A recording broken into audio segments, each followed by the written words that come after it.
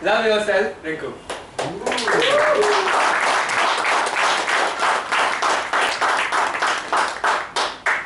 Beep beep, beep beep. I love you, Rinku. Love you? I received this message at 5 in the morning. I thought it must be my crush who started liking me. So I checked my mobile again. It was from an unknown number. Someone just playing a prank with you, Rinku. Just ignore. And I went to sleep again. Beep beep, beep beep. Means why are you avoiding me since so long? Avoiding? You are irritating me at 5 in the morning. You're saying I am avoiding? Rinku, ignore, ignore. And I went to sleep again. But can you really sleep after reading such kind of messages? I used to receive this message almost every day. Rings, you're beautiful. I love you so much. I miss you a lot. How about dating each other? Dating each other. I don't even know who this person is. I preserved my patience for a week. But finally I lost it. So I gave a call on the same number. The number you're trying to reach is currently unavailable. I won't stop trying. The number you're trying to reach is currently unavailable. Who the hell is this mystery person? And why is he irritating me since so long? Well, I started ignoring these messages. Like we do for those Vodafone special offer messages. Or maybe those property messages. 2 BHK, 3 BHK flats available in Thane, Mira Road, Dombivli. I started ignoring these messages. But as I said before, can you really ignore these messages? Especially romantic ones? These SMSs reminded me of my old college days. My boyfriend Rohit used to call me every day. Shona, where are you? I miss you so much. Can you come down to Malad, please, please, please? Yes, Rohit, we can even go to Aksa Beach. Yes, that's a superb idea. You're such a sweet girlfriend. I love you a lot. Yes, I used to travel from Chunabati to Malad almost twice or thrice in a week.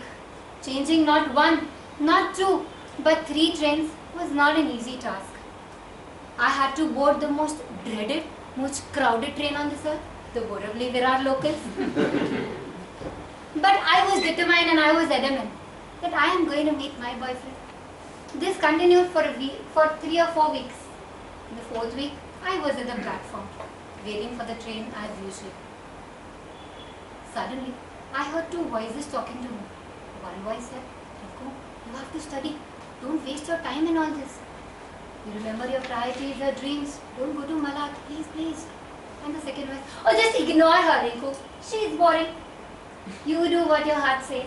Go meet Rohit, enjoy, have fun. What do I do? Whom do I listen to? The first voice or the second one? I was just thinking.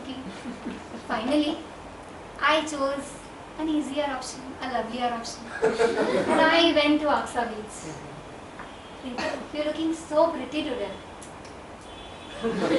These kind of moments melted my heart. Rohit, I love you a lot. And I can do anything for you.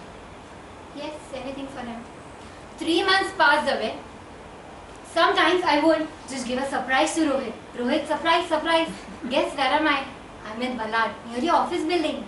And sometimes I would just make a greeting card for him to make him feel special. And sometimes I would just have long conversations on phone. Good night, sweet dreams. Love you, Rohit. Bye. 3 months passed away, but I did not even care to open my books. 4th month came. It was my exam time. The CTA exams, the D-day of my career. Supervisor gave me the paper. I looked and I looked. All I could remember was the moment spent with Rohit. Shonu, miss you, darling, kisses, hugs, etc. When the supervisor shouted, only 10 minutes left for the paper, I realized I could not perform well in my exams. I did not invest time in my studies. I screwed up my career. When it was time for me to study, I invested time in my relationship. After a few days, I got my results. It was just 93%, which was not enough for me to get admission into any of the top B schools. That day, Rohit called me. Baby, what's your score? 93%. And how about you? 99%. That moment, lightning of wisdom struck me. Rohit was wise enough to take his decisions. His priorities were his studies and not me, not relationship. He knew very well how to strike a balance between relationship and a career. I regretted because I got carried away in love. But luckily, something magical happened in my life. And guess what? What was it? Toastmasters. Toastmasters asked me to love myself more and more. It asked me to invest time in myself. After all, drafting a speech is not easy. Every one of us here know that. And delivering a speech is more difficult than facing Kirti's god of death.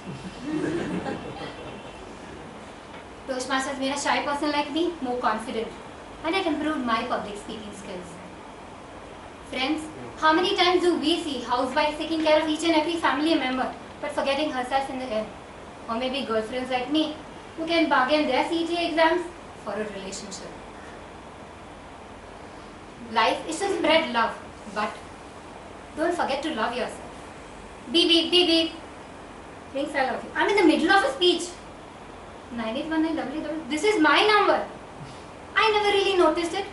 It was me in my dreams who was asking me to love myself every time, especially before loving others. It is asking me not to keep chasing people, because if you don't love yourself, you always keep chasing people who don't love you either. It was reinstating the fact that if you keep pleasing everyone, in the end you will forget yourself. Are you listening to that call? Are you reading that message, love yourself, or are you ignoring that beep, beep, beep, beep?